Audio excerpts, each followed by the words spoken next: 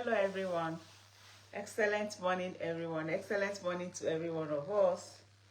We are highly welcome to this morning's broadcast. Welcome to every one of us. Sorry I'm late, overslept, put on my alarm, and then I didn't know that the alarm was 1 hour late. I don't know what happened. I can't really explain. That kind of alarming. All right, so today we're going to be looking at pelvic floor exercises for middle-aged women. Pelvic floor exercises for middle-aged women. That's what we're going to be talking about today, and also showing us a few practical sessions by the time we finish the theoretical part. So you're highly welcome. Happy new month to those of us who have not greeted. Happy new month this month. How was November? And I hope you're coming into December with expectation, or that you came into December with expectation. All right, you're all highly welcome as we look at pelvic floor exercises for middle-aged women. Okay, all right, so let me see those who have joined me live and those who have greeted, so I can greet and welcome you to this evening's broadcast. I'll be this morning's broadcast. Hey, this one, which one is your own? Different devices. All right, so that's what I wanted to do, to make sure it's off. Welcome. So if you join me live, you can greet, so I can welcome you, and then also help to share. Let's share out to our friends, let's share out to our neighbors, let's share out to colleagues and family members. Tell them to come in and join us as we look at pelvic floor exercises for middle-aged women. I'm going to be talking about it, then I'll show you sample of each pattern that you ought to actually embark on. All right, so let's share. I need to be sure that I'm being well seen from here. Join me to share if you're live with me. Join me to share. Let's see, to a group. And who is live? Who is greeting first this morning? It's a big sacrifice to be here with us, I'm telling you. Oh my goodness. Okay. So I'll just put my WhatsApp number so that I don't have to start saying that again. Is +234. So that once I start, I have started. +234 703 515 1642 +234 703 515 1642 slash +234 802 309 2298 802 309 2298. All right, so and then I go ahead and pin it. Who is live with me? Who is greeting first? All right, so that's it for now. So pelvic floor exercises for middle-aged women. You know, one thing we should understand is that pelvic floor is a set of muscles that support your pelvic organs, such as your bladder and your bowels. So those muscles are absolutely very important, especially at this middle age, because they aid urinary control, they aid urinary continence, and they also aid sexual function. These three very important area of our lives at this middle age. You find a lot of people having urinary incontinence, and it's because their pelvic muscles are not tight. Their pelvic muscles are not in control. So that's what makes them to lack control of their urinary system. Okay, so these pelvic floor exercises is very good for anyone who experiences pelvic floor weaknesses. Okay, the exercise can help to strengthen the pelvic floor and then enhance bowel and bladder control. All right, so it's absolutely very important. So Doing pelvic floor exercises can also have other benefits like reducing the risk of vaginal prolapse, okay, and also helping with recovery after childbirth.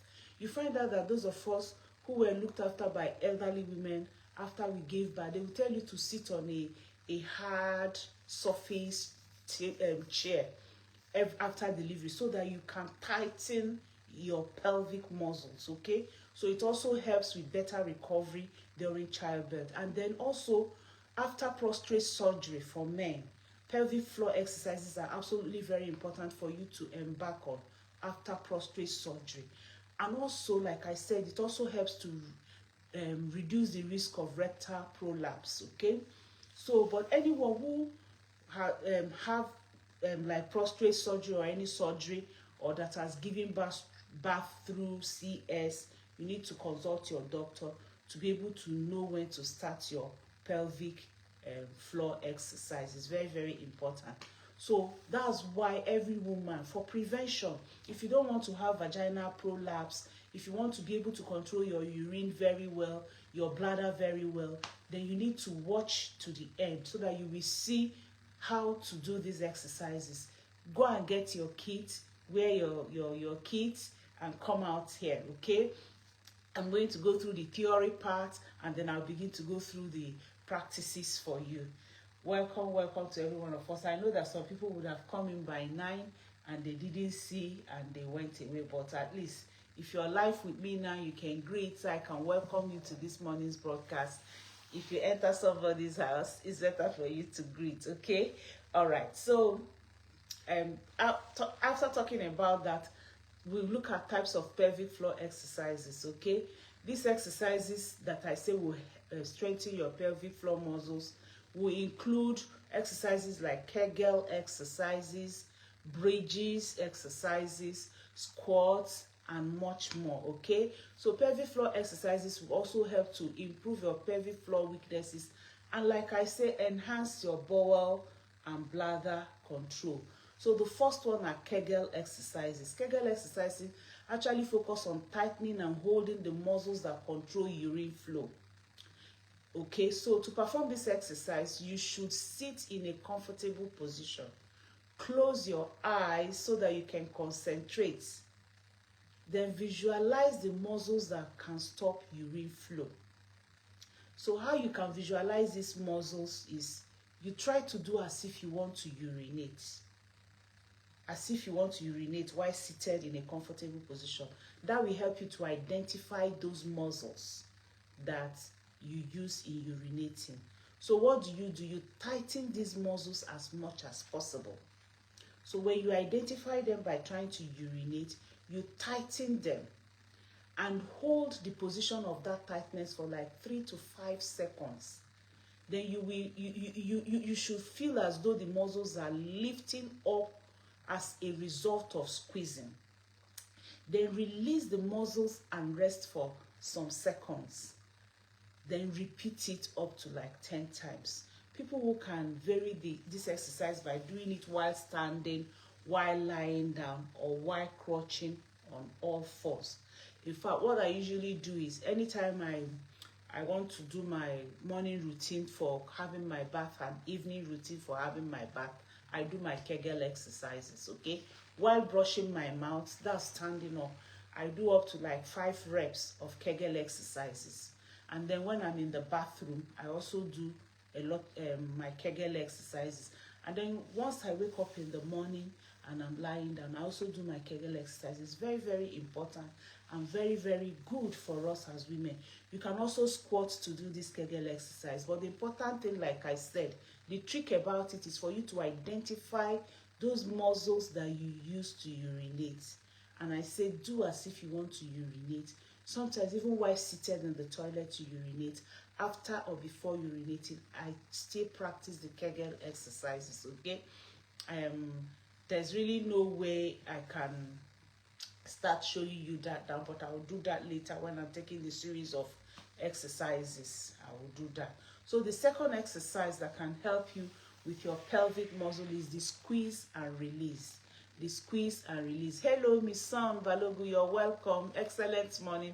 Welcome to this morning's broadcast. Thank you for greeting as you have come in. So today we are looking at Kegel exercises. We're looking at pelvic floor exercises, and I'm trying to teach you some of them that can help. We've looked at Kegel exercise. You can listen to it, but also watch. I'll talk about it when I'm doing the practical session in a few minutes time. This video is going to be very, very short. Hello, happy new month. It's December, the last month of the year, and like I posted yesterday, the beginning of a thing is better than the ending of a thing is better than the beginning, and I'm sure that God will help you. Oh, we are watching from UK. Hello, Rena, you're welcome. Thank you for joining us from the UK. I'm also in UK. I'm in Essex, United Kingdom. So thank you for joining me. Hello, Esther Samuel. Good morning. You're welcome. Thank you all for greeting, and you're welcome. It must have been a delay on the internet network.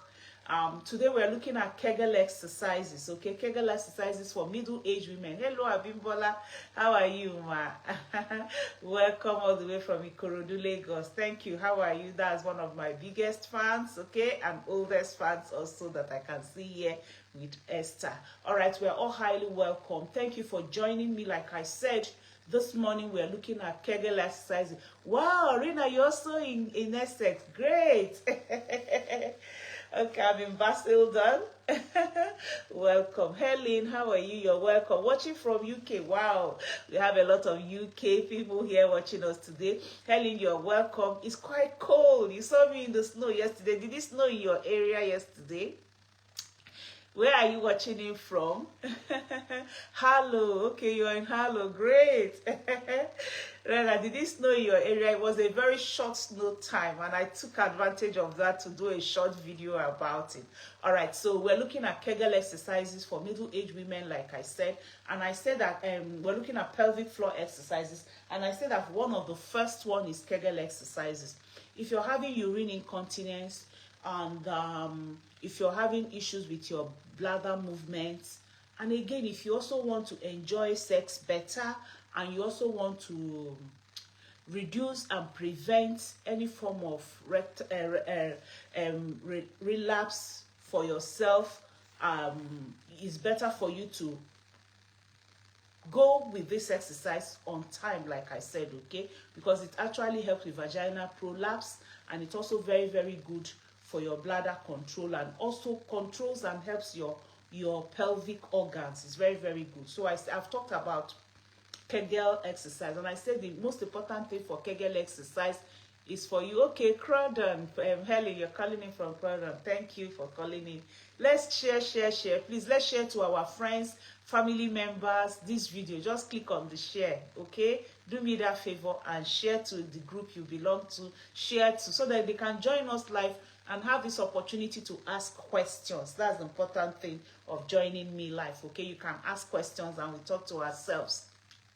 So I was saying, to identify the muscles to use for your Kegel exercises, do as if you want to urinate, and then you'll be able to recognize that or identify it. And to make it easier and better for you, close your eyes, and then you do as if you want to urinate.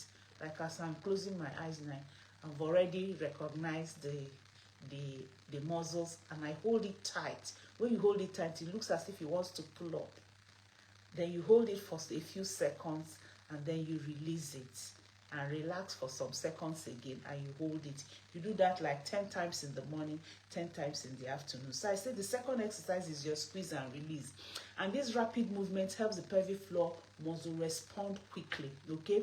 To perform this exercise, you should also sit in a comfortable position again and picture your pelvic floor muscles, okay? So your pelvic floor muscles are all the way from the back all the way to the front. You also identify those muscles for urinating, like also the ones at the back that helps you with also passing bowels out. So when you identify it, you picture it, and then you squeeze them as quickly as possible, and then release them without trying to hold the contraction. So I'm already doing it, even though sometimes when I do my exercise, it goes all the way. When you identify all your pelvic floor exercise, you squeeze and release fast. You squeeze and release fast. You squeeze and release fast. So you can also rest for a few seconds, and when you have done some reps, like 3 to 5 seconds, you release. Rest like for 3 seconds. You squeeze fast, and then you release. Rest for like 3 seconds. You can do this up to 20 times in a set, okay? And you can do like 20 times 2, which is like 40 every day. It will help you. So you can also do it seated, or you can do it standing.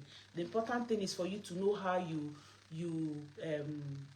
you're able to know and identify your pelvic floor muscle. Remember, the first one is Kegel exercise. That one, you identify your urinary, where your muscles that you use in urinating. Then the second one is the squeeze and release. That one, you identify your whole pelvic floor muscle, and then you do your release. Then the third exercise is the bridge exercise. I'm going to show you the practical of this. I just want to run through, and then we do a few of them. I think I let me see how many I got. I got 4 of them, okay? Then I'll tell you the exercises you should avoid, and then we end with the practicals, okay? Or maybe we do the practicals before, I don't know, it depends on my video arrangement. Anyway, all right, so the third one is the bridge.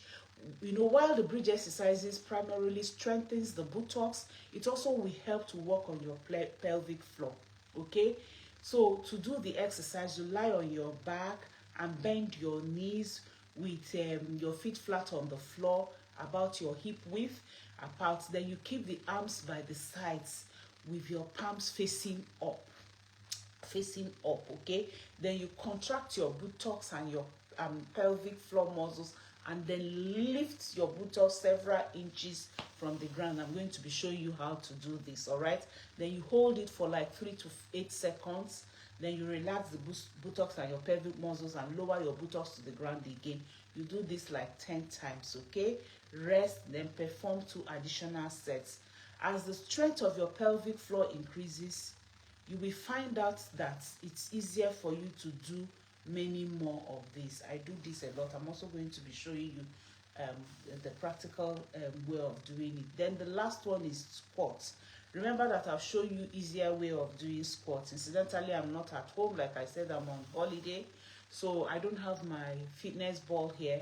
But if you have fitness ball can make it easier for you to perform squats, because you put it on the wall, and then you can now rest your back on the wall so that it can help cushion your back, especially for those of us at this middle age time. So some research actually suggests that squats can help strengthen the pelvic floor and the buttocks, but only after becoming comfortable doing Kegel in a stationary or bridge position should you try doing Kegel when you're squatting, because you need to be used to it first of all.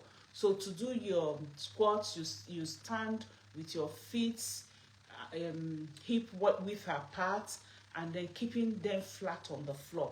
You bend your knees to bring it lower to the level of your buttocks. Remember, I say it's really not easy, but please, if you have your fitness ball, I'm going to be telling you what to do if you have your fitness ball to make it easier for you when we're doing squats, okay? And then you keep it, and then you can then go on straight again after you have done that. Maybe I should show you. Okay, let me just quickly run through. Now, people who have difficulty isolating their pelvic floor muscles to perform the exercises, okay, you can also do some specialized physical, use some therapists who can help you to identify them. But I've already told you, okay? I've already told you how you can use your, as if you want to urinate, as if you want to poo-poo, to identify these pelvic floor muscles to be able to know what they are. So now, finally, let's look at exercises to avoid before I go to the practical session. Like I say, it's going to be a very short video. I don't want it to be more than 30 minutes. Now, some exercises may be difficult for you at this middle age, especially for people who have weak pelvic floor. And performing the exercises may actually weaken the muscles more and lead to further urinary incontinence. So if you're having urinary incontinence, make sure you avoid these exercises, okay? Especially do it the exercises I'm about to mention now. Do it only when you have performed many of these exercises I have told you and made your pelvic floor stronger, okay? The first one is sit up. Sitting up with your legs held straight in the air.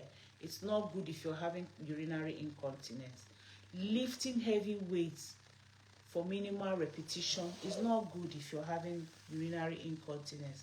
And then double leg lifts. All those exercises that do double leg lifts, they are not good for you if you're having urinary incontinence. Running, jumping, and other high impact activities are also not good for you if you're having urinary incontinence. So do not try to stop urinating midstream to test pelvic floor muscle control. This could result in incomplete emptying of the bowel, so which will also increase the risk of urinary tract infection or UTIs and other urinary disorders, especially also for men who are having prostate, okay? So it's good for you to note what to do and what not to do. All right, I'm going to go straight and show us the exercises that we just talked about today. The 4 we talked about today: Kegel exercises, squeeze and release, your squat, and finally your